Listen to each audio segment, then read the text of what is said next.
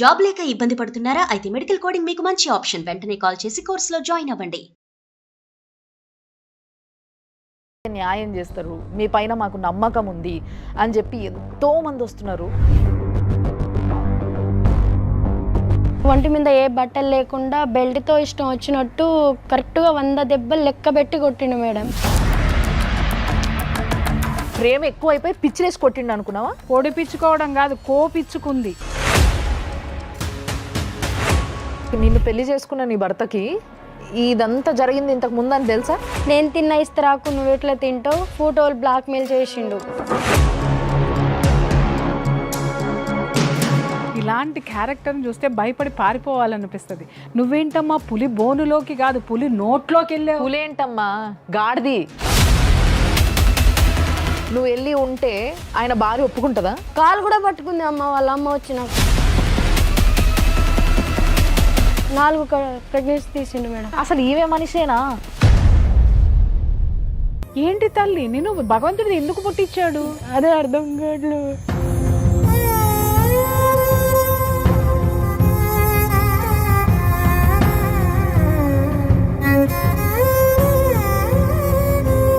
పడుకుంటాను నేను ఇట్లే దండగాలు కట్టుకుంటూ ఉంటాను, ఎవడేం పీక్కుంటాడో పీక్కు అని జిప్పు తీసి మరీ చూపిస్తున్నాను. ఊరికి వస్తుంది, మరి మీరు ఏం న్యాయం చేస్తారు ఆమెకి? ఆ భూమిలో ఆయన ఇద్దరు కొడుకు, నెక్స్ట్ ఈడో కొడుకు, ముగ్గురు మేడం. ముగ్గురికి ఆ ఎకరం భూమిలో పంచి ఇస్తామని వాళ్ళకి అమ్మ కొన్ని ఉంది. లేదు సార్, నేను 20 సార్లు పిటిషన్ ఇచ్చిన సార్. 20 సార్లా? మనం మర్చిపోతున్నాం కాబట్టే ఇట్లాంటి కేసులు ఎన్నెన్నో అయి కూర్చుంటున్నాయి. సుమన్ టీవీ ప్రేక్షకులకి నమస్తే. ఈరోజు లైఫ్ జర్నీ. ఈ లైఫ్ జర్నీలో ఎంతెంతో మంది మా ఆఫీస్ దగ్గరకు వచ్చి వెయిట్ చేస్తున్నారు, ఫోన్లు చేస్తున్నారు, మెసేజ్లు చేస్తున్నారు. మాకు ఈ బాధ ఉంది, మా బాధను మేము చెప్పుకోవాలనుకుంటున్నాము, మీరైతే న్యాయం చేస్తారు, మీ పైన మాకు నమ్మకం ఉంది అని చెప్పి ఎంతోమంది వస్తున్నారు. అందులో ఇవాళ ఒక ఆడబిడ్డ వచ్చింది. చూస్తేనే పరిస్థితి అర్థమవుతుంది ఆమెది.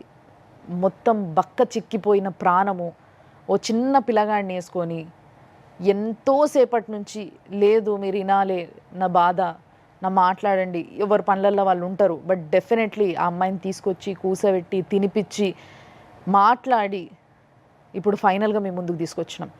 తప్పు 2 వైపులా ఎప్పుడూ ఉంటుంది. డెఫినెట్గా మన దగ్గరకు వచ్చిన వాళ్ళందరికీ తప్పు లేకుండానే ఉండదు, కానీ ఏదో మంచి జరుగుతుంది అని ఒక స్టెప్ వేస్తాం చూసినరా మనము. ఆ స్టెప్ రాంగ్ సైడ్ పోయింది అన్న విషయం తెలుసుకోవడానికి చాలా ఆలస్యం అయిపోతుంది. సో అట్లా జరిగిన కేసులే మనకి ఇక్కడ దాకా వస్తున్నాయి. కాబట్టి దయచేసి ఆడపిల్లలందరికీ ఈ ఎపిసోడ్ చూసిన తర్వాత కూడా నేను మళ్ళా చెప్తున్నా, తిరిగి చూడండి, ఆలోచించండి. మనం ఒక డెసిషన్ తీసుకునే ముందు కరెక్టా కాదా ఆలోచించి పెద్దలను అడిగి, పెద్దలు ఎందుకు చెప్తారు అనేది ఆలోచించి తీసుకోవాలి అని ఒక చిన్న రిక్వెస్ట్. ప్రతిసారి హయ్యర్ అఫీషియల్స్కి వీళ్ళకి మాత్రమే రిక్వెస్ట్ పెడతా ఉంటాం, కానీ నేను ఇదంతా అయిన తర్వాత మళ్ళీ మీకు చూయించే ముందు ఆడపిల్లలందరికీ కూడా రిక్వెస్ట్ పెడుతున్నా. అమ్మ అర్థం చేసుకోండి, ఒక ఊపులా మనం బాగా అందంగా ఉన్నాం, మనం చూసి ఒకడు పడిపోయిండు వెళ్ళిపోదాం కాదు. తర్వాత ఏం జరుగుతుంది, తేడా అయితే నీ బతుకు ఏంది అనేది ఆలోచించుకోవాల్సిన అవసరం ఎంతో ఉంది అని ఈరోజు చాలా స్పష్టంగా తెలిసిపోతుంది మీకు. మాట్లాడదాం మనం. సో మనతో పాటు ఈరోజు మన స్టూడియోలో మీకు అందరికీ తెలుసు కదా, ప్రియా చౌదరి అమ్మ ఉన్నారు. అమ్మ నమస్తే. నమస్తే. And advocate, high court advocate Tulasiraj గారు ఉన్నారు. సార్ నమస్తే. సో ఈరోజు మన దగ్గరికి సునీత చాలా అసలు గంపెడు బాధ నింపుకొని వచ్చింది. నాకు ఏదో ఒక విధంగా న్యాయం జరగాలి అని పోరాడుతుంది. మరి సుంతనే అడిగి తెలుసుకుందాము.